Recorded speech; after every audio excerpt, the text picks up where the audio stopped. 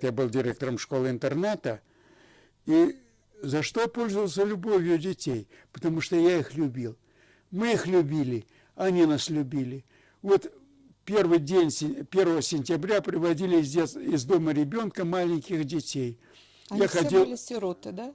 Детей-сирот. Я ходил на первые уроки в 1 класс. Прихожу, смотрю, плачет маленький. Ты чего плачешь? Домой хочу. Это в свой дом ребенка он хочет.